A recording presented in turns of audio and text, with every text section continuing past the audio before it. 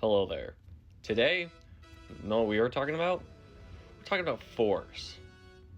You don't know what force is? Neither do I. Let's hop into the presentation. Force for Dummies by Isaac Scott and Bo Mishler. First off, what is force? It's this. What does it do? It does force things, such as push stuff or pull it. It is essentially an action on an object that can change its state of rest or motion. Anatomy of force. Wow, look at this stuff. We got an equation and everything. F equals ma. What is this streaming? I don't know. So we're just gonna leave it right here. Instead, let's talk about rotational force, also known as torque.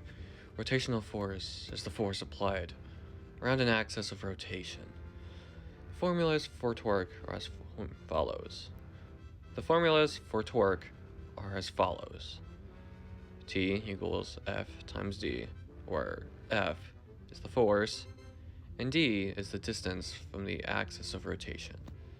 If the force isn't perpendicular to the axis, use torque equals force times distance times cosine 0, theta being the angle of the force. Torque is measured in newtons per meter or N/m. An example is using a wrench to unscrew a bolt. Heck, most lever motions use torque. Yeah. So now, let's talk about forgotten force. Forgotten force, you may say? You may be asking to yourself, what is forgotten force? Well, the truth is, we have no idea either. It's been long forgotten, obviously. I'm just kidding. It's called normal force because it returns things to a sense of balance. Wow. Me, personally, I'm the opposite. I return things to a state of destruction. But let's not worry about that. Now, we're going to talk about net force. Look at this, Mom. A net force. Ain't that crazy? Net force is the sum of all forces acting on an object. All forces cancel out and add into one final force. Forces can be treated as vectors and to add them together. Wait, what? Sorry. Forces can be treated as vectors to add them together.